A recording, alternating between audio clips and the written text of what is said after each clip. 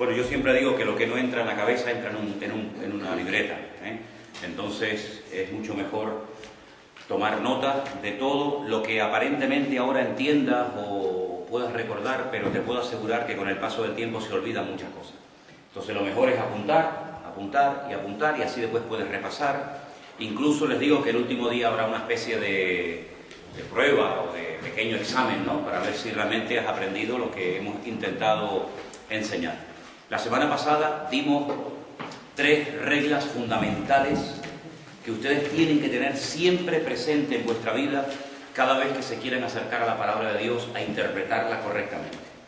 Una de las reglas que la semana pasada dimos y la repasamos es que la Biblia se interpreta a sí misma. Apunten eso. Eso es una regla de oro. Eso no lo puedes pasar por alto, porque entonces vas a estar recurriendo a otras fuentes cuando la misma fuente es la Biblia. Como la Biblia es un compendio de libros, lo que no entiendes en uno lo entiendes en otro. ¿De acuerdo? Así que la mejor forma de interpretar la Biblia es utilizando la misma Biblia.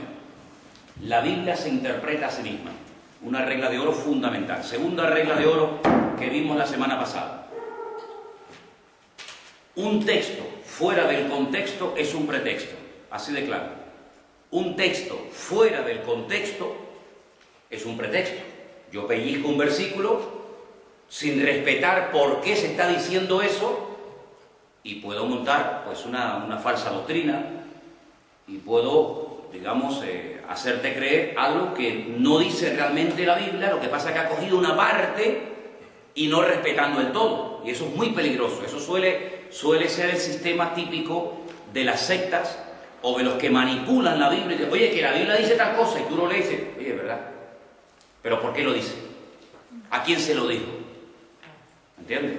Yo te puedo demostrar por la Biblia pues muchísimas cosas, pero cuando respeto el contexto decimos, ahora sí entiendo por qué dice eso, ¿de acuerdo? Y otra regla de oro que dimos la semana pasada, más o menos, no sé cómo ustedes la escribieron, es cuando tú encuentras 2 versículos que aparentemente se contradicen, es decir, este dice una cosa y este dice otra, lo que tienes que hacer es buscar un tercer versículo que te aclare lo que aparentemente estos 2 contradicen. Si no lo encuentras, imagínate que dice, oye, pues mira, encontré un versículo que me ayuda a aclarar lo que dice este y este. Pero si no lo encuentras, entonces no hay contradicción entre el versículo A y el versículo B, sino que cada uno da parte de información desde el punto de vista del autor, evidentemente, pero no existe contradicción, porque la cuarta regla de oro, que estas 9 tienes que apuntarla, es que la Biblia no contiene contradicciones. La Biblia no contiene contradicciones. Eso no significa que no haya algo que tú no entiendas, que tú dices, oye, pues mira, yo es que esto no lo entiendo. Eso es otra cosa. Eso es otra cosa. Pero el que tú no entiendas una parte o un texto de la Biblia o una historia de la Biblia no significa de que la Biblia tiene contradicciones. Otra regla de oro fundamental de la hermenéutica a tener en cuenta: a la Biblia no le falta ni le sobra nada. A la Biblia, ¿qué te pasa? A ver, este es mío, tío. A la Biblia no le falta ni le sobra nada.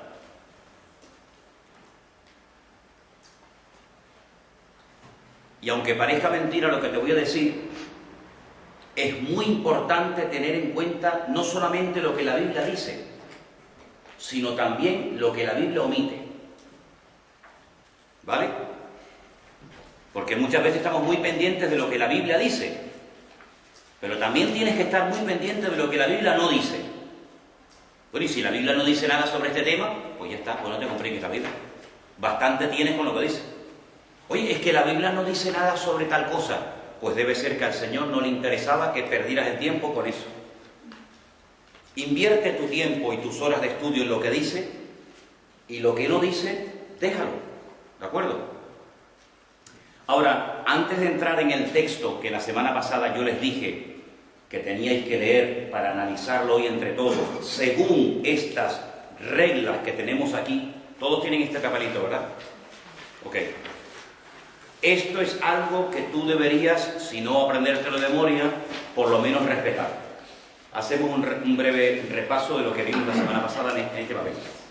Buscar el significado del texto, el significado único. Si la Biblia, por ejemplo,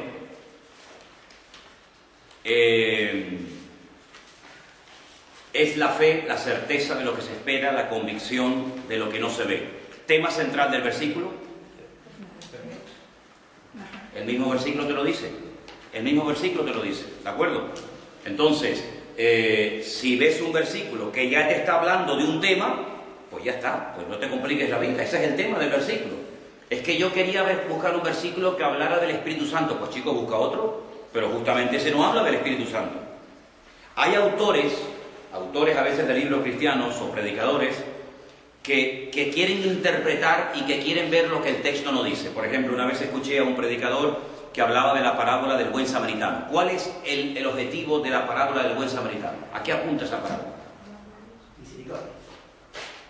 Misericordia, el amor al prójimo, ya está. Bueno, empezó a hablar de la cabalgadura que representa no sé qué, del mesón que representa no sé cuánto. Vamos a ver. Céntrate en lo que dice la historia bíblica y no estés buscando interpretaciones o aplicaciones que la Biblia no le da. Eso es querer meter la Biblia con calzador donde no aparece. ¿De acuerdo? Entonces, las palabras claves del texto son fundamentales. El contexto, ya lo hemos dicho, lee siempre lo anterior y lo posterior. Lo anterior y lo posterior. Ahora les voy a poner un ejemplo para que veáis cómo se puede manipular la Biblia y además te vas a dar cuenta muy fácilmente. El tiempo de los verbos es muy importante, muy importante. Presente, pasado, futuro, si es algo que pasó, que va a pasar, que está pasando, a quién se le dijo, cuándo, dónde, por qué, el propósito, la ocasión, el tema, el escenario, la estructura del libro. ¿A qué me refiero con la estructura del libro? Hombre, pues no es lo mismo acercarte a la Biblia a través del libro de Apocalipsis que a través del Evangelio según San Juan. ¿Vale? Ya la estructura, a lo que apunta el libro del Apocalipsis, es más que nada un tema profético. ¿Vale? Entonces tienes que tener en cuenta que el lenguaje del libro pues es un lenguaje típico del mundo de las profecías, de la escatología, ¿verdad? Que después en estas clases vamos a explicar un poquito significado de algunos números, colores, animales, para que cuando te los encuentres en otro libro sepas de lo que estás tratando. Lo bueno de la Biblia, ¿sabes? Lo bueno de la Biblia, que tú, por ejemplo, cuando sabes interpretar una cosa en el libro de Apocalipsis que tiene que ver con algo profético, si te vas a otro libro que habla también de profecía, eso también representa lo mismo. Por ejemplo, un león con alas, por poner un ejemplo, un león con alas. ¿Dónde aparece por primera vez en la Biblia un león con alas? En el libro de Daniel. ¿Qué representa un león con alas? El imperio de Babilonia. Cuando tú te vas al libro de Apocalipsis, te encuentras otra vez a un león con alas. Y tú dices, uy, pero si este es el mismo de Daniel. Claro, es lo mismo. Tú te encuentras en el libro de Daniel un leopardo con 4 cabezas. Y ese animal que no existe, simplemente algo para ilustrar la división del reino de Grecia cuando se dividió, pues representa a Grecia. Si tú te encuentras otra vez en cualquier otra parte de la Biblia a un leopardo con 4 cabezas, te está hablando de Grecia. ¿Me explico? Entonces, lo bueno es que cuando tú sabes interpretar ciertas y determinadas cosas, en otro libro es como los sueños. Cuando tú tengas algún sueño y creas que el sueño que tú has tenido puede ser de Dios, vete a la Biblia a ver lo que has soñado, qué significa. ¿Qué interpretación le dieron en la Biblia al agua, a la sangre, a los animales? Porque eso es lo que significa, no tiene otra aplicación, ¿de acuerdo? Entonces, es muy importante también entender por qué se dijo eso en ese momento. Ahora lo vamos a ver, porque lo que ustedes estudiaron durante la semana fue el Concilio de Jerusalén. Yo os voy a hacer preguntas para ver si lo que se decidió allí tiene pleno vigor hoy en día o no. Si se puede transportar el mensaje, la conclusión de lo que se dijo allí a hoy en día. No podemos sacar las cosas de su contexto. Por ejemplo, el otro día cuando yo hablé en la iglesia de que Abraham le dijo a Eliezer que fuera a buscar a una novia para su hijo, pues hicieron un juramento, hicieron algo que hoy en día no tiene ningún sentido hacerlo, pero que en aquellos tiempos sí tenía. Entonces hay cosas que hoy en día tienen otra connotación completamente diferente. Pero tú no tienes que interpretar la Biblia con la mentalidad del siglo XXI, ni como un europeo, sino tú tienes que meterte en el contexto y en el tiempo histórico de la Biblia, porque lo que significa hoy una cosa, en aquel tiempo significaba otra. ¿Te das cuenta? Por ejemplo, hoy en día, no sé, que una mujer le diga, hola hermano, ¿qué tal? ¿Cómo estás?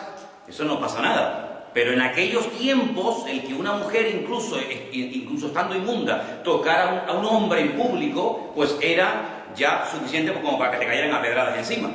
Entonces, no puedes interpretar la Biblia según tu concepto occidental del siglo XXI, sino respetando el contexto del tiempo. Después dice aquí, buscar las enseñanzas en los textos paralelos. ¿Se acuerdan lo que dijimos con eso, no? Si esto que estoy leyendo también lo cuenta otro libro, pues léelo en otro libro, porque vas a tener información más para entender. Aquí en el punto número 8 están lo que llamamos las dispensaciones, que son inocencia, conciencia, gobierno humano, promesa, ley, gracia y reino. No reina, sino reino. Alguien se le ocurrió hace mucho tiempo dividir la historia de la humanidad en periodos, que se llaman dispensaciones. Entonces, ¿cómo trató Dios con Abraham? Completamente diferente a como Dios trató con Adán y Eva. ¿Cómo trató con Moisés? Completamente diferente a como trata con nosotros hoy en día. ¿Por qué? Porque aunque Dios es el mismo, los tiempos han cambiado. La información que tiene hoy en día el creyente no es la información que tenían los creyentes hace 1000 años. Por lo tanto, la forma como Dios trata hoy en día contigo y conmigo probablemente es muy distinta a la forma como Dios trataba con Adán y Eva, que no tenían Biblia, ni pastor, ni iglesia, ni nada por el estilo. ¿De acuerdo? El trasfondo histórico. Es muy importante a veces cuando lees un pasaje de la Biblia situarte en las costumbres, en la historia, en la geografía del lugar. Por eso yo creo que una de las grandes ventajas de poder viajar a Israel es ver sobre el terreno la geografía bíblica. Porque aprender geografía de un país con un libro, hombre, no digo que esté mal, pero si yo te digo, oye, ¿Tacoronte dónde está? ¿Para allá o para acá? ¿El Teide dónde está? ¿En esta punta o en la punta de Arlocuay, la punta de Teno? ¿Verdad? Que al vivir aquí ya te sitúas, aunque no hayas estudiado geografía de Canarias, pero ya por vivir aquí ya te sitúas. Bueno, pues es muy importante conocer la geografía bíblica, los viajes de Pablo, los viajes de Abraham, cuando las 12 tribus fueron a Egipto. Situarte en el contexto histórico. Género literario, hoy vamos a ver algunas cositas interesantes. ¿Qué es esto que estoy leyendo? ¿Una poesía? ¿Una parábola? ¿Una promesa? Intención del autor, muy importante. El punto número 12, ¿está hablando en singular o en plural? ¿Esto es para todo o era para esa persona en particular? Por eso lo dice el 13.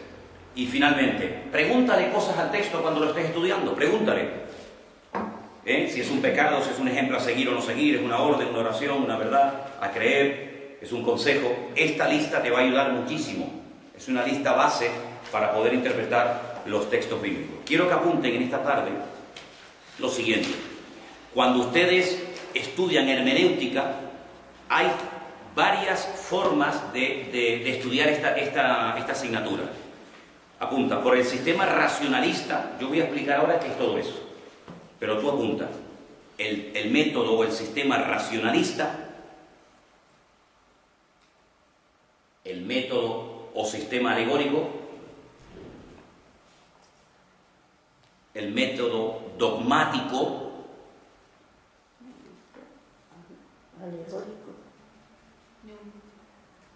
racionalista, alegórico, dogmático, o el cuarto, gramático histórico. Racionalista es el primero. Significa que cuando leo algo, lo voy a someter todo a mi propio juicio particular. Hay gente que lee las 10 plagas de Egipto y dice, no, vamos a ver, eso no fueron milagros. Lo que pasa es que río arriba hubo un desprendimiento de tierra y entonces ellos creyeron que el mar se partió o que el río Jordán se secó. Pero no, es que hubo un desprendimiento de tierra y entonces, bueno, se quedó un charquito de agua y ellos pasaron y tal y cual, ¿sí? Y se van a ahogar miles y miles de soldados y caballos en un charquito de agua, ¿no? Sí, es tratar siempre de darle una aplicación racional. Si no me entra en la cabeza, no lo acepto. Nosotros, lógicamente, no estamos de acuerdo con eso. ¿Por qué? Porque muchas veces Dios rompe la norma, ¿vale? Dios va en contra de la corriente, luego el sistema racionalista para interpretar la Biblia no es el correcto. No quiero decir con esto que Dios prohíbe pensar, al contrario, Al contrario, ojalá pensáramos más, ojalá racionáramos más, pero no filtres únicamente por la mente la Biblia, porque la Biblia hay muchas cosas que van en contra de la lógica, entre comillas, ¿no? El método alegórico es el que dice, la Biblia simplemente describe una lucha entre el bien y el mal, utilizando personajes como Abraham, Moisés, la luz, las tinieblas, soldados, etc. Pero no es real, es una alegoría, es una historia que se cuenta para conocer el mundo espiritual, lo que pasa con los seres humanos, con los demonios, con los ángeles, pero es simplemente una alegoría, totalmente falso. Es verdad que en la Biblia hay alegorías, incluso fábulas, como dije la semana pasada. En la Biblia hay una fábula donde árboles se ponen a hablar unos con otros, ¿verdad? Pero la Biblia es mucho más que simplemente algo que lo cuenta en plan alegórico. Y luego el sistema dogmático es aquel que tú lo quieres adaptar a tu doctrina. ¿Me explico? Yo tengo una lista de creencias y entonces cojo esta parte de la Biblia y digo, esto me viene bien, esto no me interesa. Esto lo aplico a mi iglesia, esto no me conviene. Esto sí, esto no. No, esto no es como ir al McDonald's, ¿no? Deme esto, no, con papa, no. La Biblia la tienes que tomar desde el principio hasta el final. Entonces, ¿cuál es el sistema correcto? El último que te di, el gramático histórico. La Biblia, evidentemente, te cuenta una historia, no te cuenta todo.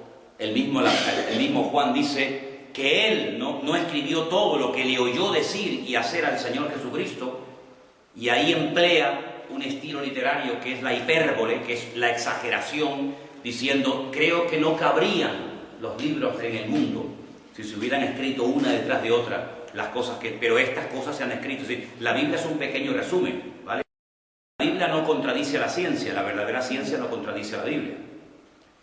Pero la Biblia te cuenta simplemente 6.000 años de historia, ¿vale?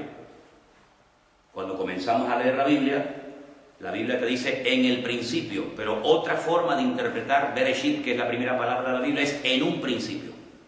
Es decir, la Biblia te va a contar un principio, pero no todos los principios de todo lo que Dios hizo.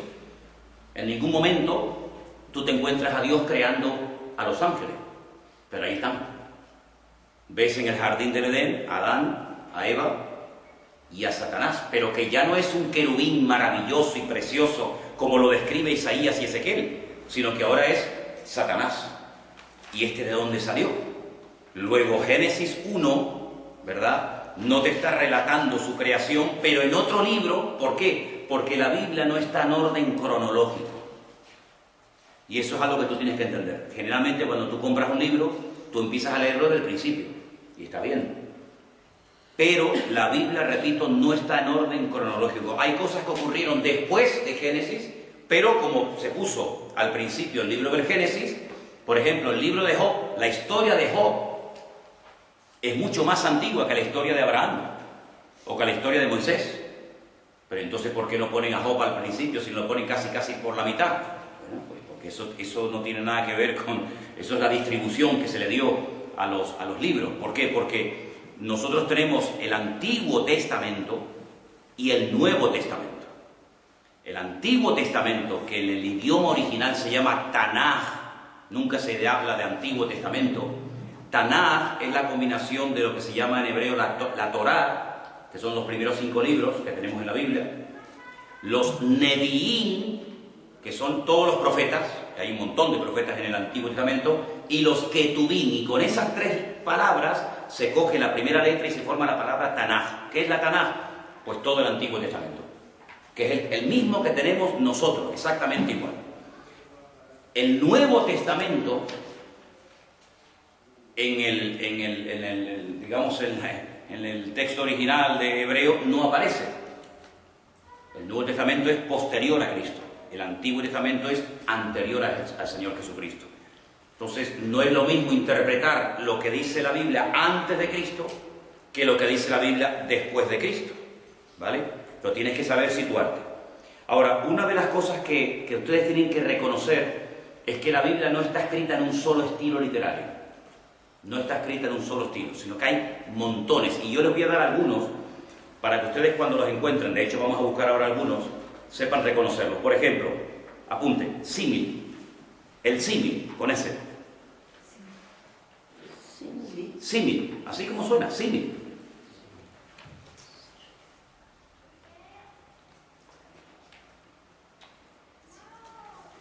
Apunten, en esta figura literaria,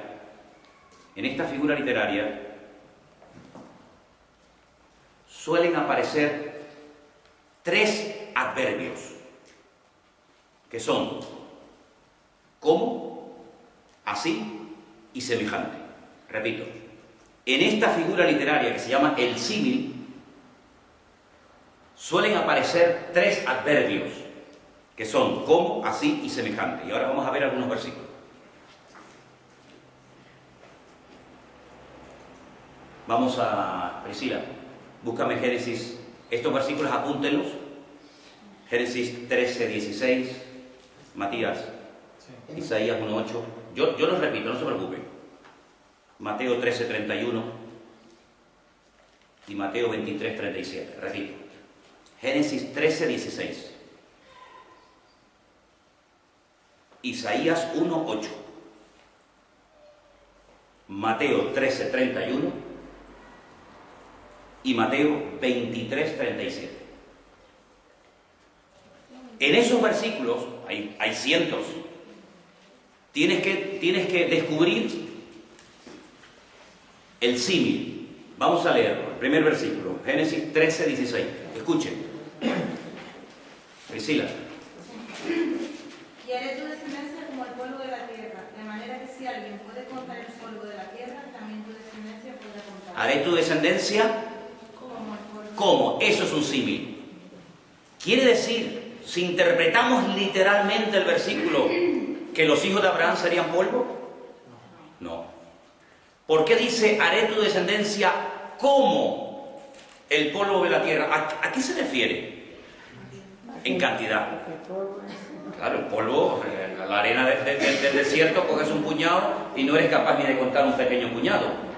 Es decir, que recurre al símil del polvo del desierto o la arena del desierto para que Abraham se haga una idea que va a ser una descendencia incontable, tremendamente numerosa. Eso es un símil, ¿de acuerdo? Si lo interpretas de otra manera, estás diciendo una auténtica barbaridad. Entonces te das cuenta cómo aparece el adverbio, haré tu descendencia como. Bien. Isaías 1:8. Y queda la hija de Sión como enramada en viña y como cabaña en melonar, como ciudad asolada. ¿Ves? Otra vez, léelo fuerte. Y queda la hija de Sión como enramada en viña y como cabaña en melonar, como ciudad asolada. Isaías 1:8. Está hablando de la hija de Sión. ¿Quién es la hija de Sión? Y Jerusalén. Entonces, Jerusalén va a quedar como y compara una serie de cosas con Jerusalén en ese momento de la historia. Eso es un símil. Cuando se compara algo conocido para que el autor sepa lo que le va a pasar a esa persona, a ese lugar, a esa familia o a ese pueblo. ¿De acuerdo? Es como, así, semejante, etc. Mateo 13:31. ¿Quién lo tiene? Venga, Margarita. Otra parábola le refirió diciendo: el reino de los cielos es semejante al grano de mostaza, que un hombre tomó y sembró en un campo. Es semejante. Sí, eso es muy típico de las parábolas. Es decir, es poner un ejemplo, ¿vale? Es como un grano de mostaza. Pero, hombre, no puedes interpretar literalmente, sino simplemente es un ejemplo para que te des cuenta a qué se parece el reino de los cielos. Y tenemos finalmente Mateo 23:37. ¿Quién lo tiene? Venga. Jerusalén, Jerusalén, que matas a los profetas y apedreas a los que te son enviados. ¿Cuántas veces quise juntar a tus hijos, como la gallina junta sus polluelos debajo de sus alas, y no quisiste? ¿A qué compara Jesús el deseo de unir a los hijos de Dios a Jerusalén? ¿A qué los compara? A la gallina cuando junta los polluelos. Entonces, hombre, queda bien claro que lo que pretende el Señor es apuntar a la unidad. Yo quise juntar a mis hijos como la gallina junta a sus polluelos, pero ustedes no quisieron. ¿De acuerdo? Eso es un símil. Esa figura literaria aparece muchísimo en la Biblia, muchísimo. ¿Por qué? Porque la gente que está oyendo el mensaje, o los futuros oyentes que van a oír el mensaje, tienen que saber por dónde van los tiros. Y cuando se emplea esta figura literaria, que es el símil, pues más o menos te haces una idea de lo que quiso decir el autor, el profeta, el rey, o el señor, o quien fuera. ¿De acuerdo? Bien, tenemos otra figura literaria que es la metáfora. Apunte, la metáfora.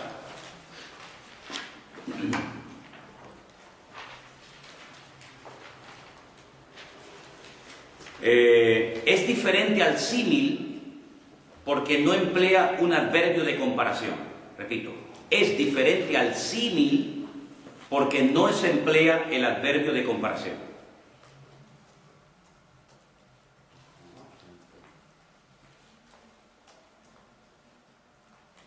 Un versículo que lo vais a entender perfectamente. Os vais a dar cuenta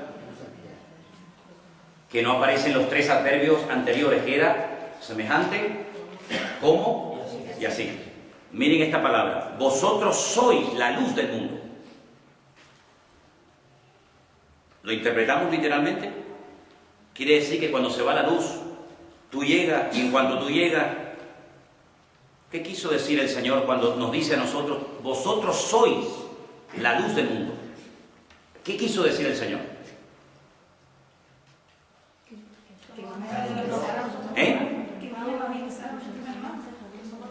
Sí, que íbamos de alguna manera a ayudar, ¿no? A iluminar, a aclarar las ideas. Vosotros sois la sal de la tierra. ¿Qué quiso decir el Señor? Porque si dice que yo soy la sal de la tierra, pues tengo que saber lo que hace la sal. ¿Qué hace la sal mismo? Darle sabor a las cosas. Tú le quitas la sal a una comida y está sosa, pero tú le echas sal y ya tiene gustito. La sal no produce sed. Cuando comes algo muy salado, no dices, uff, muchacho, dame agua porque tengo mucha sed. Pues eso es lo que tú tienes, ¿verdad? Pero no es que literalmente yo sea un tarrito de sal, ni que sea una linterna ambulante, ¿vale? Entonces se parece al símil, pero no emplea adverbio, sino que directamente dice, eres la sal de la tierra, soy la luz del mundo, etcétera, etcétera. Esa es otra figura. Apuntar unos versículos que os voy a dar, después lo hice en casa. Santiago 4:14. No lo vamos a leer ahora, pero en casa leer Santiago 4:14. Cantares 2:14. Y Proverbios 18:4. Repito, Santiago 4:14, Cantares 2:14 y Proverbios 18:4. Son tres versículos donde veis la metáfora. ¿Bien? ¿Proverbios? Sí, Proverbios 18:4. ¿Ok?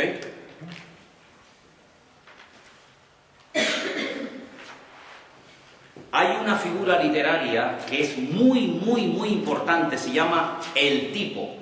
Apunten, el tipo. Y apunten un poquito lo que les voy a decir.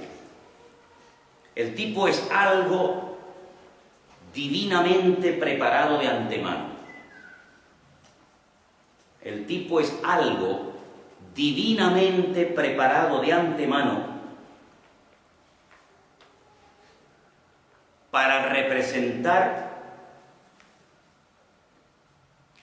una realidad espiritual futura.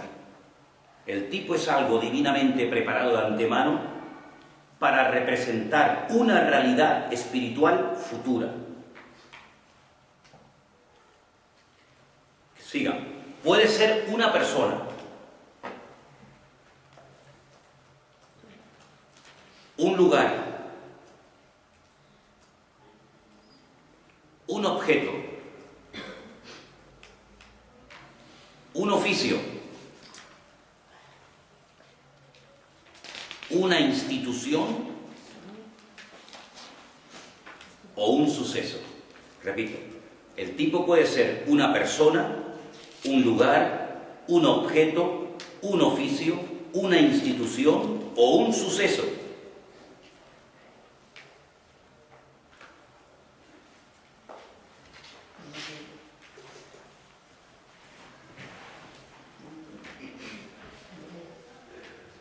Por ejemplo, el sumo sacerdote, que ahí tenemos las vestiduras El sumo sacerdote es un tipo ¿de quién? De Cristo. Y yo pregunto ahora, ¿por qué? ¿Por qué yo puedo ver en la figura del sumo sacerdote un tipo de lo que Cristo sería cuando Él viniera? ¿Por qué? ¿Qué hacía el sumo sacerdote? ¿A quién representaba el sumo sacerdote? Representaba al Señor en la tierra. Bien, Cristo representó a Dios perfectamente. Como el mediador, interceptor. Era el que intercedía entre el pueblo y Dios. Cristo dice que es el único mediador entre Dios y los hombres. ¿Qué más? Tenía que mantenerse santo. La santidad, la pureza del sumo sacerdote tenía que ser a prueba de bombas. Cristo fue el varón perfecto, nunca pecó de ninguna manera, ni con el pensamiento, ni con las acciones, ni con las palabras, ¿vale? Entonces, el tipo es algo que a ti te enseña a ver, a ti te enseña mentalmente a reconocer de antemano la realidad futura. Entonces, en cierto sentido, como dijo el apóstol Pablo, todo lo que ocurrió en el Antiguo Testamento era una forma de preparar mentalmente al pueblo de Israel para que cuando apareciera el verdadero, dijeran, este es. Los corderos, los animales que se sacrificaban en el Antiguo Testamento, ¿quitaban los pecados? No. La Biblia dice categóricamente que la sangre de los animales no pueden perdonar pecados. Entonces, ¿para qué los mataban? Porque era una forma de, primero, demostrarle al pueblo que sin derramamiento de sangre no hay perdón de pecados. Segundo, que todos somos pecadores y necesitamos que alguien muera por nosotros. Pero cuando apareció el Señor Jesucristo, Juan el Bautista dijo, este es el Cordero de Dios que quita el pecado del mundo. Luego, todo lo que hemos hecho durante siglos y siglos y generaciones nos ha estado preparando y preparando y preparando mentalmente y ha estado apuntando ¿a quién? ¿A Cristo? Entonces, como el tipo es algo repetitivo, va preparando de antemano a la persona para que cuando aparezca el antitipo, digamos que el sumo sacerdote es el tipo de Cristo y Cristo es el antitipo del tipo. ¿Me explico? Entonces, la liberación del pueblo de Israel de Egipto, mira que se dice eso en el Antiguo Testamento, y con sacó con mano poderosa y humilló al faraón. ¿Eso qué representa? ¿Qué tipifica? Nuestra liberación del pecado. Así como el Señor sacó de la esclavitud a un pueblo y lo llevó a la tierra prometida, Cristo a nosotros nos ha sacado del pecado y nos lleva a la presencia del Padre. Ni más ni menos. ¿Te das cuenta? Entonces, todos los tipos en el Antiguo Testamento, claro, los tipos lógicamente están en el Antiguo Testamento, no tiene ningún sentido que estuvieran en el Nuevo. Si estuvieran en el Nuevo todavía faltaría el cumplimiento. Toda esta figura literaria del Antiguo Testamento, el tipo, apunta siempre a algo en el futuro que se cumplió fundamentalmente en la figura de Cristo. Por ejemplo, el arca de Noé es un tipo de ¿qué? En el arca la gente se salvaba. No es posible, en el arca se salvaba. Eso tiene que tipificar algo. ¿A qué? ¿A Cristo? El que está en Cristo pasará por luchas, por pruebas y por dificultades, pero no muere. Noé estaba dentro del arca de Noé, dentro del arca, vaya, y no se ahogó, no murió. Luego, el arca es un tipo de la salvación que encontraríamos en Cristo. Tú entrabas al tabernáculo y veías el famoso menorá. Es verdad, era algo literal, pero siempre hay que ver más allá de lo que ves a simple vista. La menorá, el candelabro ese gigante, iluminaba a la gente que entraba allí, pero Jesús dijo, yo soy la luz del mundo. Luego esto es un botón de muestra de lo que yo sería, o de lo que el Señor sería el día de mañana. Cuando entrabas al tabernáculo, en la mano derecha, te encontrabas una mesa llena de panes, que eran los panes que comían los sacerdotes. Jesús dijo, yo soy el pan de vida.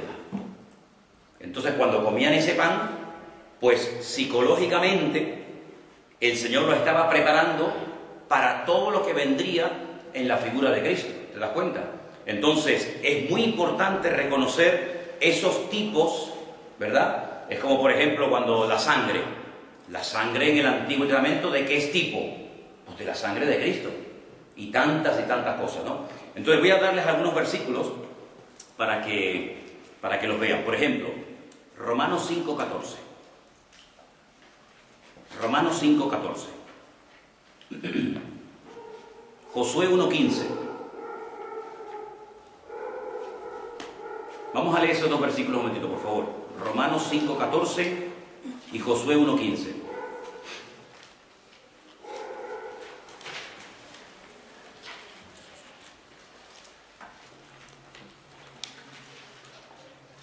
No obstante, reinó la muerte desde Adán hasta Moisés, aun en los que no pecaron a la manera de la transgresión de Adán, el cual es figura del que había de venir.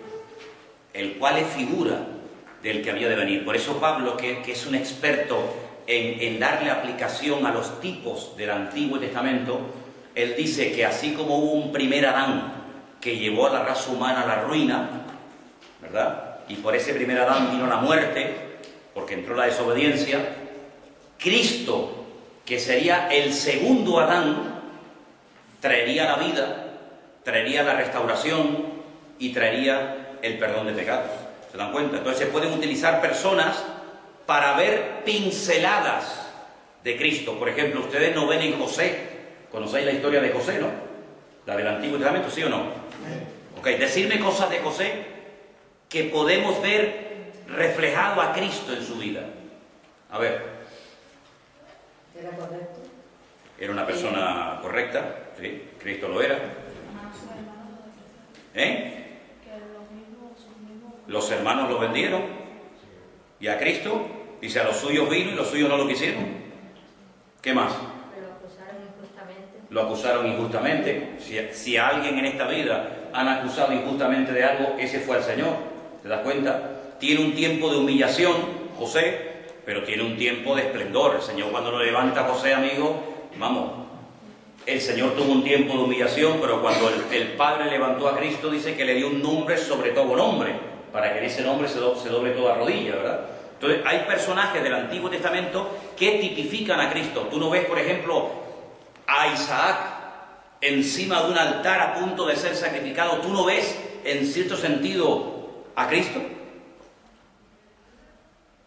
Pero después, sin embargo, como ningún ser humano podía morir por otro ser humano, Abraham tuvo que coger un carnero, quitar al hijo del altar y ponerle el carnero encima y sacrificarlo en su lugar. Entonces hay muchísimas cosas del Antiguo Testamento que todas apuntan hacia el Señor Jesucristo, ¿de acuerdo? Entonces digamos que el tipo apunta a una realidad futura y el antitipo es la realidad misma, ¿de acuerdo? Bien, hay otra figura literaria que quiero que la apunten, y es la siguiente. Se llama apóstrofe. Apóstrofe, todo junto, así como suena, apóstrofe. Apunten. Cuando las palabras van dirigidas a una persona ausente o muerta.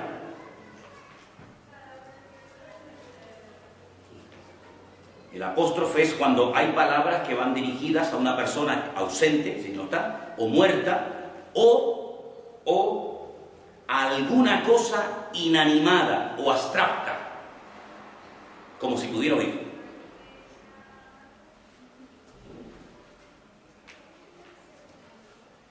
Repito, cuando las palabras van dirigidas a una persona ausente o muerta, a alguna cosa inanimada o abstracta, eso es un apóstrofe.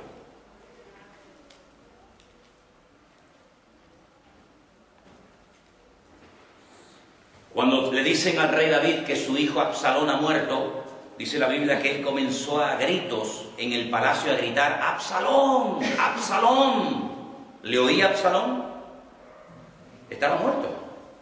Pero era un grito de dolor donde el padre pronuncia el nombre de su hijo. Cuando alguien en la Biblia pronuncia una palabra y hace referencia a una persona que no está presente, a algo que es inanimado, o a una persona que está muerta, esa figura literaria se llama el apóstrofe. Vamos a apuntar varios versículos. Isaías 1:2. Isaías 1:2. Primera de Corintios 15:55. Vamos a leerlos. Isaías 1:2 y también Isaías 1:2, Primera de Corintios 15:55. Vamos a leerlos. ¿Quién los tiene? Oí cielos y escucha tu tierra, porque habla Jehová. Crié hijos y les engrandecí y ellos se rebelaron contra mí. Ahí tenéis un ejemplo. Oíd cielos, oíd tierra. Es una expresión esto que se llama apóstrofe. Es cuando tú te estás dirigiendo a algo inanimado, como si te pudiera oír, ¿vale? Primera de Corintios 15:55. ¿Dónde está, oh muerte, tu aguijón? ¿Dónde, oh sepulcro, tu victoria? Le está hablando a la muerte. ¿Dónde está, oh muerte, tu aguijón? ¿Dónde está, sepulcro, tu victoria? El sepulcro no oye. La muerte es algo abstracto, aunque real, ¿verdad? Pero el autor se dirige a esa persona ausente, muerta o algo inanimado, abstracto. Ese estilo literario, esa figura literaria, se llama el apóstrofe. ¿De acuerdo? Muy bien. Una última más. Una más que quiero que la apunten. La parábola, que es algo muy conocido por todos nosotros. Parábola.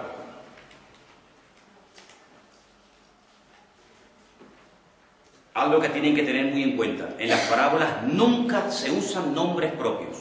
Nunca.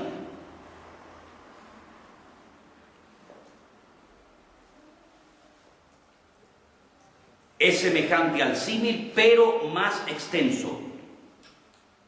Es semejante al símil, porque también aparece el adjetivo semejante, pero es más extenso, ya que compone una narración. Digamos que es tomar algo conocido para explicar extensamente algo que se desconoce. Por ejemplo, en la parábola del hijo pródigo. ¿Cómo se llamaba el hijo pródigo? ¿Y el padre cómo se llamaba? ¿Y el hermano? Es una parábola, es simplemente un cuento que pudo ser real o no, pero las parábolas nunca te dan los nombres propios. Luego, cuando Jesús explica la historia del rico y Lázaro, no es una parábola, porque dice que el rico, no dice el nombre del rico, pero sí dice el nombre del pobre, que se llamaba Lázaro, que no tiene nada que ver con el otro Lázaro, hermano de María y de Marta. Luego, esa no es una parábola, es una historia real, porque ¿cómo se diferencia una parábola, que es una historia irreal, con una aplicación, de una historia real? Porque en una aparecen nombres propios y en otra no. Entonces Jesús dijo montones de parábolas para que la gente se hiciera una idea de qué es el reino de los cielos y qué no es el reino de los cielos. ¿De acuerdo? Bien, ¿alguna pregunta sobre las figuras literarias que estamos viendo en esta noche? Hay un montón, hay montones. La semana que viene vamos a ver las alegorías, las fábulas, adivinanzas, enigmas, porque en la Biblia también hay adivinanzas. ¿Alguien recuerda alguna? ¿Alguien que propuso una adivinanza? ¿Eh? Sí, tú cuando hablas fuerte, que yo tengo el oído un poco...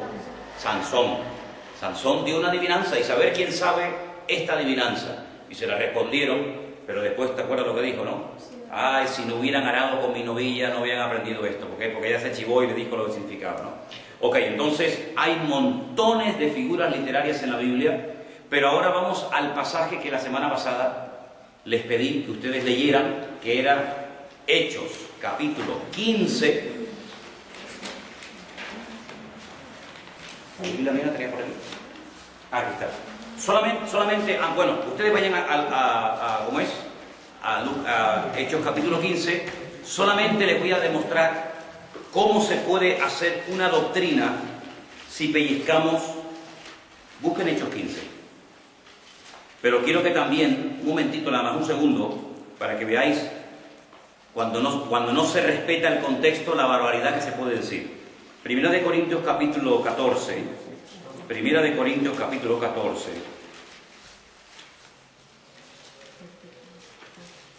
Todo el capítulo 14 de Primera de Corintios Es un capítulo que habla acerca de cómo se debe de utilizar dos dones. Bueno, realmente menciona tres, ¿no? El don de hablar en lenguas, el don de interpretar lenguas y las palabras de profecía. ¿Por qué? Porque en la iglesia de Corinto había un desorden y Pablo llegó a un punto en el que dijo, mira, si alguna persona entra de la calle y les ve a todos ustedes en alta voz hablando en otras lenguas, no pensará que ustedes están locos. Y el que está sentado, ¿cómo puede decir amén si no se entera lo que estáis diciendo? Entonces Pablo establece un orden, dice, un momentito, cuando alguien habla en lenguas, cuando termine, que alguien interprete lo que ha dicho. Y dice, y si no hay intérprete en la iglesia, pues que se calle y que hable solo, ¿verdad? Entonces está estableciendo un orden.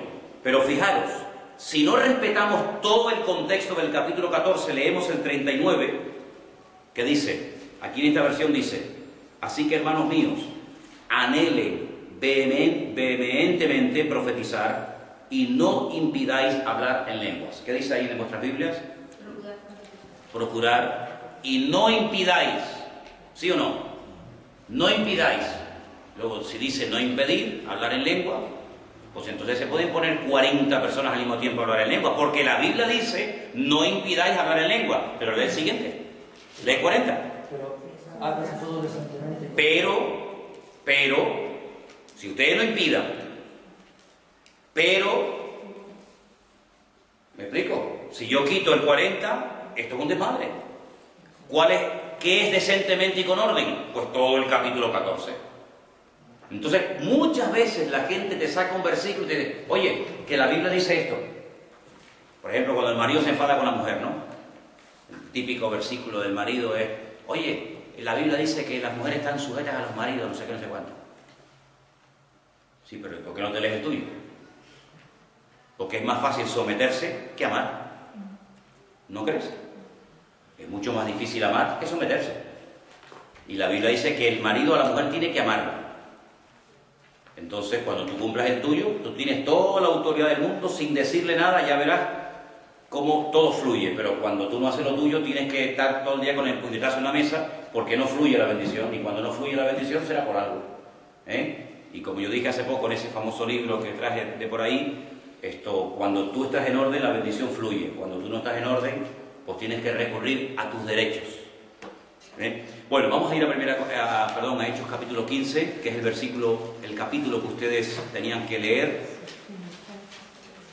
Y con esta lista que todos tienen, este papelito que ustedes tienen, vamos a ver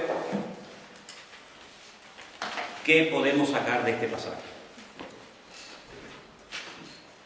Voy a coger la Biblia con la versión que ustedes tienen, si no, después se nos lío.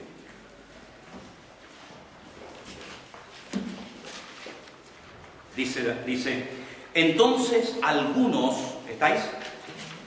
Algunos que venían de Judea enseñaban a los hermanos, si no os circuncidáis conforme al rito de Moisés, ¿qué? No podéis ser salvos.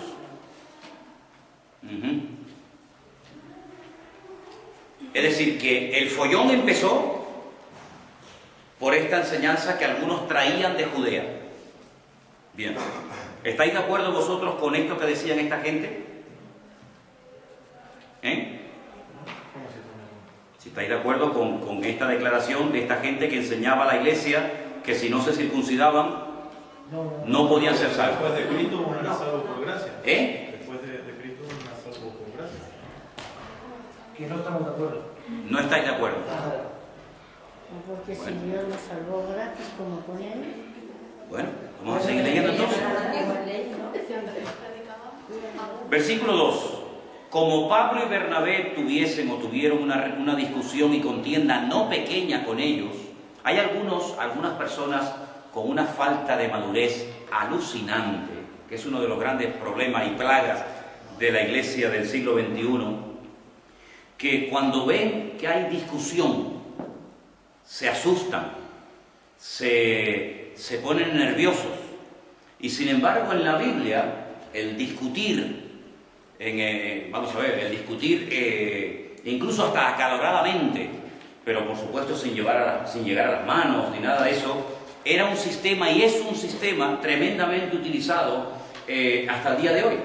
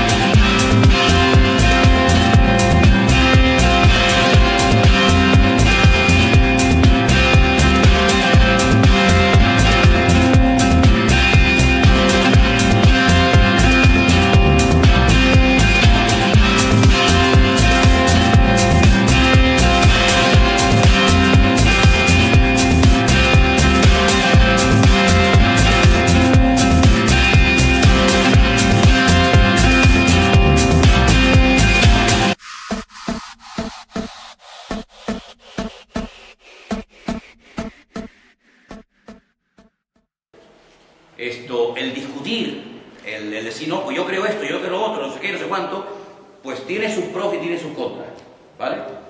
Y dice aquí que Pablo tuvieron una discusión y una contienda no pequeña, así que aquello estaba acalorando. Se dispuso que subiese Pablo y Bernabé a Jerusalén y algunos otros con ellos a los apóstoles y a los ancianos para tratar esta cuestión. ¿Qué cuestión? La que hemos visto en el versículo 1. Ellos pues, habiendo sido encaminados por la iglesia. ¿Qué significa ser encaminados por la iglesia?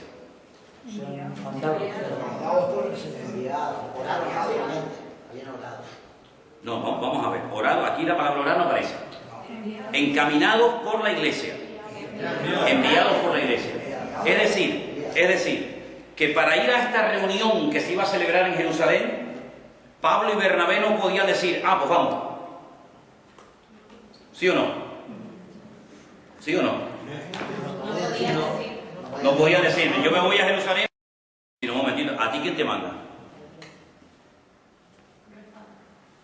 Entonces, si Pablo y Bernabé, que eran dos pedazos de hombres de Dios, tienen que ser enviados por la iglesia, porque aquí nadie va por libre. Si Pablo y Bernabé, que ya son apóstoles y ya son mi madre dentro de algo tremendo, si esta gente tiene que ser encaminados por la iglesia, pues aquí hay una enseñanza muy importante para nosotros hoy en día, ¿no les parece?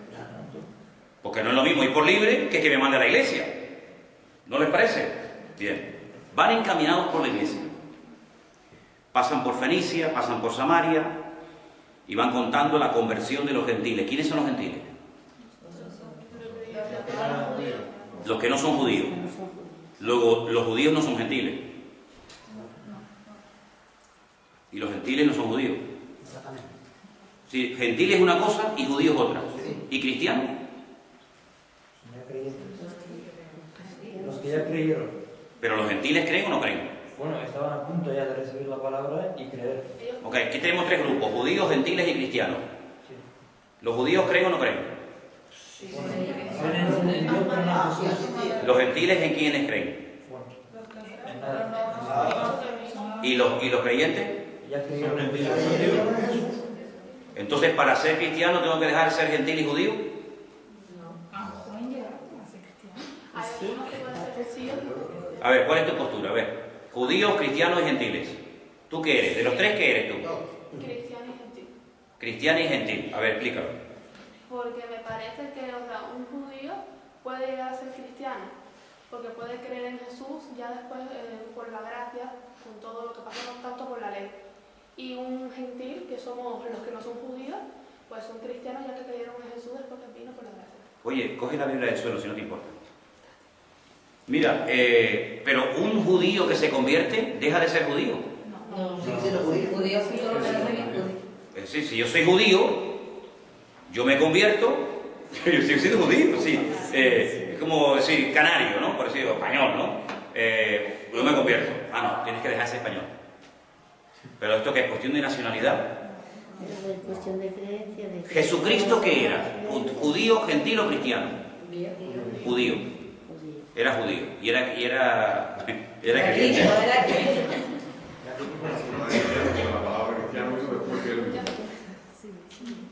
¿Verdad? Entonces, ¿cuántos cristianos hay aquí? ¿Y gentiles? ¿Y judíos? ¿Ok? Entonces, para ser cristiano no hace falta cambiar de nacionalidad. Ni un judío tiene que dejar de ser judío para ser... Lo que pasa es que gentil, judío es, por así decirlo, una etnia, una raza, una nacionalidad. Pero gentil no es de un país, gentil es que no eres. Para diferenciar al judío del no judío se le llama gentil. Pero no dice, no, ¿tú dónde eres? Yo soy gentil. No, tú serás canario, colombiano, cubano, argentino, chileno, lo que sea. ¿Me explico? Entonces ellos van contando por el camino la conversión de los gentiles. Vale, perfecto. Llegan a Jerusalén. Porque después ponen el versículo 3 al final que causan gozo a todos los hermanos. Llegan a Jerusalén, son recibidos por la iglesia y los apóstoles y los ancianos. Aquí hay varios grupos. La iglesia, los apóstoles, los ancianos. Ok, vamos a ¿quiénes son los ancianos? Ancianos de la iglesia, ¿no? ¿Cuántos años tiene que tener una persona para ser considerada anciana? Puede ser un anciano, puede tener, digamos, entre comillas, el cargo de anciano con 35 años. Es que eran los entendidos de la Torá, entonces... Pero hay una edad establecida. ¿Puede ser un anciano con 50 años? No, pero se le decía anciano más que nada por el conocimiento que tenía, no por la edad. Sí, pero responder a mi pregunta. ¿Una persona puede tener el cargo de anciano con 50 años o tiene que tener 95? A punto ya de morir, ya que se le cae la baba y con el bastón pase anciano. ¿Bueno? Puede ser pobre. ¿Y qué diferencia hay entre los apóstoles y los ancianos? Porque aquí menciona a los apóstoles y los ancianos. ¿Cuál es la diferencia? Eran como los sabios a los que había que consultar y pedir permiso para... ¿Qué es más, un apóstol o un anciano? Son distintos. El apóstol iba evangelizando y generalmente, como Pablo, por ejemplo, escribía a todas las iglesias donde él había ido, donde él había evangelizado, y como que ¿cómo que se dice? Resultado. No, les escribía alentándoles, o sea, como que tenía un cierto control, o como lo supervisaba, por decirlo de alguna manera, a varias iglesias. Pero entonces por esa regla de 3, un anciano entonces no puede evangelizar ni tener contacto con las iglesias. El apóstol era el que tenía los 5 ministerios. Yo creo que sí. Bueno, el apóstol es uno de los ministerios. Hoy en día existen apóstoles y existen ancianos. Sí, ancianos. Ancianos sí, apóstoles no. Apóstoles también para hacer lo que Dicen apóstoles a los que enseñan. Es que hoy por hoy todos aparecen todos los pastores y todos los pastores dicen que son apóstoles. Sí, pero olvídense de hoy por hoy. Yo pregunto, si Pablo iba por el camino y va contando lo que él va haciendo hasta que llega a Jerusalén y dice que cuando llega a Jerusalén lo recibe, número 1, la iglesia. Número 2, los apóstoles y número 3, los ancianos. Pues aquí me menciona a tres grupos diferentes de personas. Sí, la iglesia, empecemos por el principio. Llegan a Jerusalén y lo recibe la iglesia. ¿Quiénes son la iglesia? Todos los hermanos, todos los creyentes. Vale, perfecto. Los reciben en la congregación, vaya. Muy bien. Ahora hay que definir el papel de los apóstoles y el papel de los ancianos. Por ejemplo, un apóstol puedo ser yo. El anciano viene siendo usted que me está enseñando a mí. Pero un apóstol no es el que ha visto a Jesús, el que vio a Jesús. ¿Cómo dices? El apóstol no es el que vio a Jesús. Vamos a ver. En una cierta manera, anciano es más que apóstol. Vamos a ver. Sí, perdón. Espera. Dime. Un momentito. El apóstol es aquella persona que está autorizada por Cristo para predicar su palabra en la asamblea, como ellos se reunían antes, ¿no? ¿Y los ancianos también? Los ancianos son los responsables en ese momento de... No sé, ¿Saben lo que pasa? Hay una otra asignatura que se estudia en la escuela bíblica que se llama sistemas de gobierno. Distintos tipos o distintos sistemas de gobierno. Voy a definir a grandes rasgos distintos tipos de gobierno que se estudian. Y hay todo tipo de congregaciones. Por ejemplo, la iglesia de Galicia de la abuela y de la bisabuela y de la tatarabuela, la de toda la vida, nunca tuvieron pastor, nunca. Sino eran 7 u 8 hermanos de peso, con conocimiento, con madurez, con experiencia, que llevaban ahí 1000 años cada uno, ¿vale? Y los llamaban ancianos. Los llamaban ancianos. No había un pastor, sino era un grupo un consejo de ancianos, donde uno predicaba el domingo, otro predicaba el jueves, uno se encargaba de visitar a los enfermos, otro cuando se morían los enterraba. Era como un grupo de 5 o 6 hermanos ya con cierta edad, vamos, que eran de peso, no eran estos que entraban y a los 2 días, sino eran personas que predicaban, que atendían la iglesia, y nunca, por ejemplo, Elena, mi mujer, nunca tuvo un pastor, nunca, porque creo que eran en aquel momento 5 o 6 ancianos que eran los que llevaban la iglesia. Ese es un sistema tan bíblico como el que os voy a comentar ahora, es un sistema. Luego está el sistema de un pastor. Sí, hay un pastor, que es por ejemplo el sistema que más se conoce, y ese pastor se rodea pues, de colaboradores, de diáconos.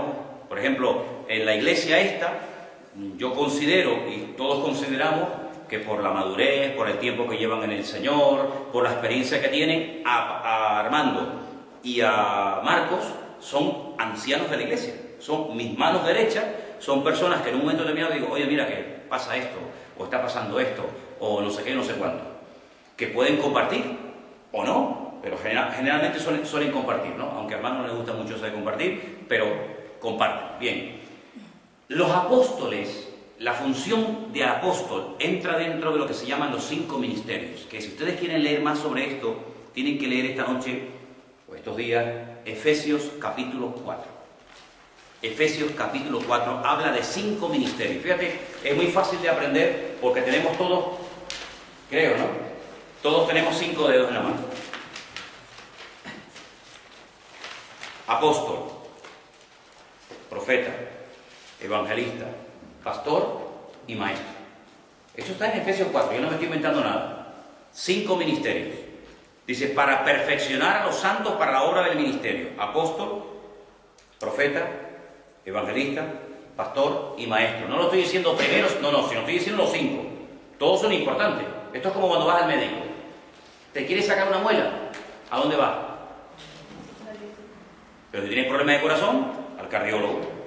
Y eres mujer y te quieres revisar, al ginecólogo. Y no sé qué de estómago, pues al estomatólogo, como se llame, ¿no? ¿Ok? ¿Vale? Entonces, son especialistas. Ahora, el evangelista se sabe. Dice que es como el dedo este, ¿no? ¿Cómo se llama el dedo este, el más largo? El evangelista es el que se proyecta afuera, el que fundamentalmente gana a la gente nueva, ¿vale? La diferencia es que el apóstol hace de todo un poco. Porque es como el dedo gordo, que es el único dedo que puede tocar los demás fácilmente.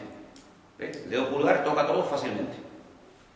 Entonces el apóstol es el que estableció la iglesia. No había, él la fundó, él la pastoreó, él la enseñó, él la no sé qué. El apóstol hace de todo un poco. Es una especie de, entre comillas, de hombre orquesta, hace de todo, pero no es específicamente una sola cosa, sino que es un poco pastor, pero también es un poco maestro, y es un poco evangelista, y es un poco no sé qué, es un poco de todo un poco. Sin embargo, tú puedes, por ejemplo, hay gente que son maestros de la palabra, pero nada más que maestros, si no lo puedes poner en la calle a evangelizar, porque dice, mira, es que yo no sé cómo va esto. Y coges a un evangelista que solamente predica el evangelio a gente nueva de la calle, y lo pones a dar un estudio bíblico, y no sabe, porque no tiene las herramientas. Entonces los apóstoles son los que el Señor llamó, los capacitó, y eran los que hacían de todo un poco.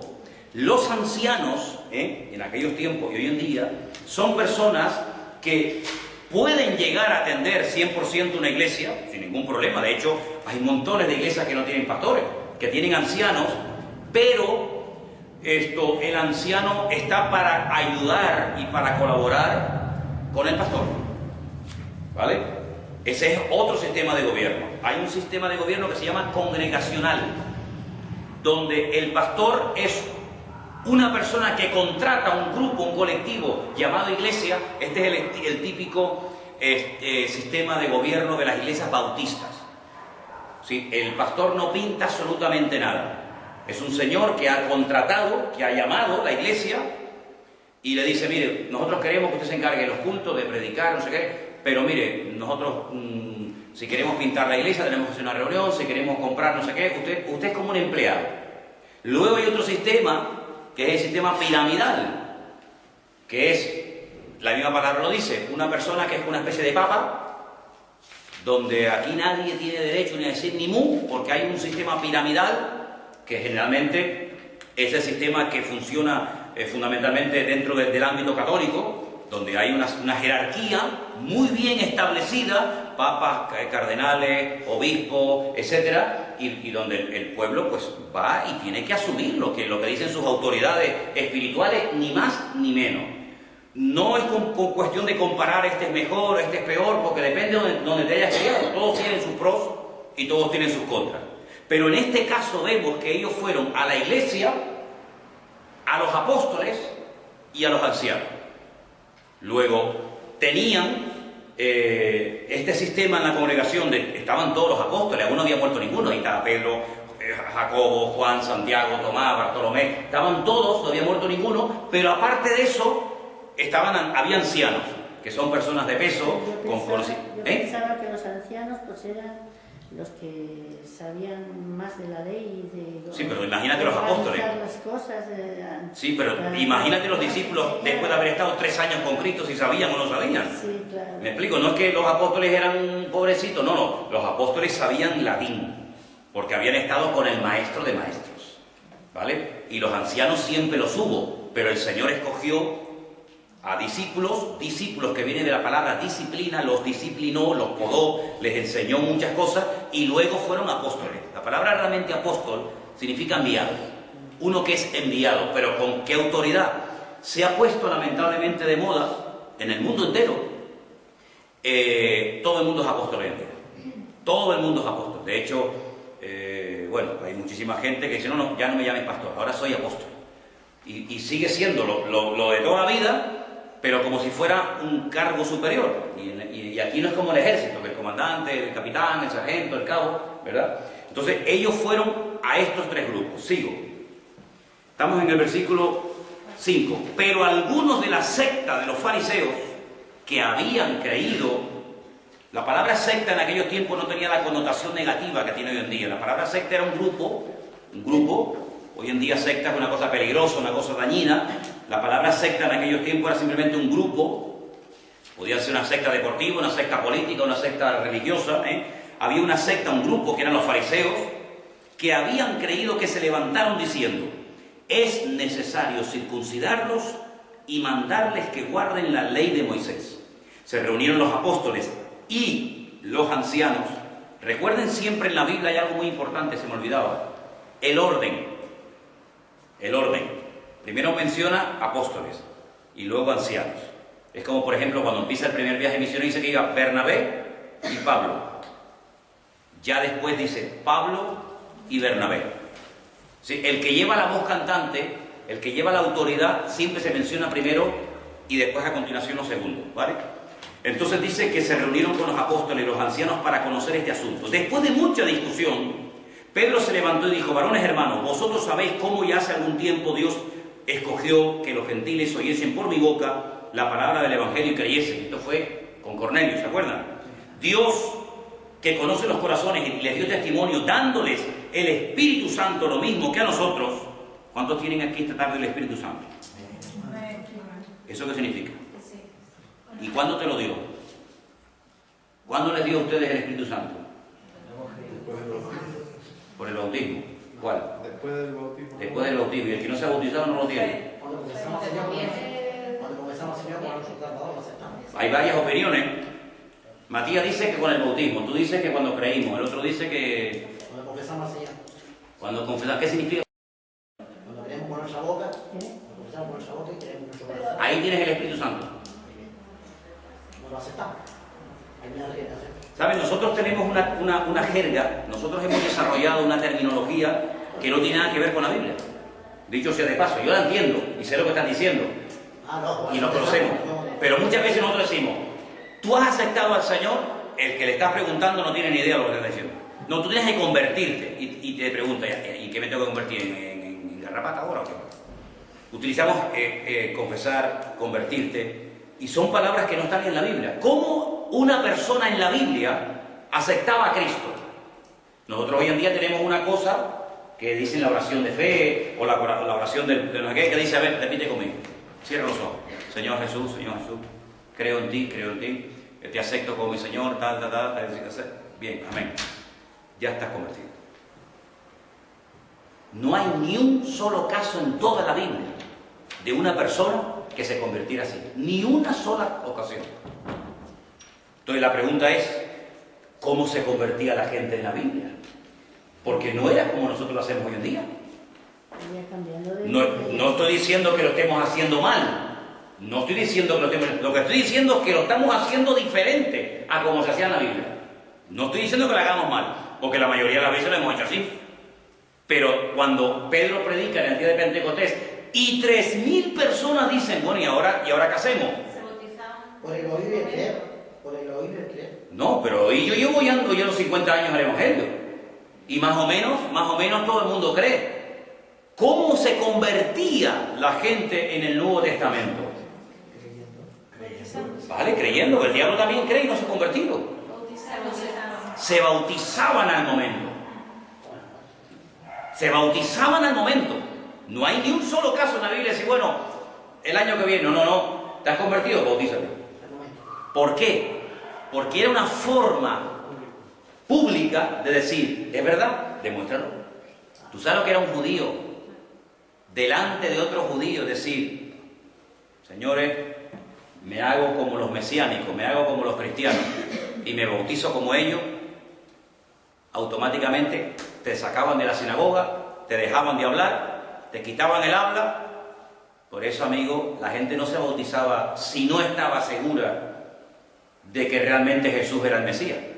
Porque decir a una persona: di conmigo, Señor Jesús, me arrepiento, entra en mi corazón, amén, venga, Dios te bendiga, ya eres convertido. No, convertido no, ha repetido una frase, no es convertido. Por sus frutos los conoceréis. ¿Cómo que convertido? No es así, tocar un botón y tan fácil. Hoy en día decimos: no, es que es gratis. ¿Es gratis el qué? La salvación. Eso es mentira. Hermano, me está diciendo que eso es mentira.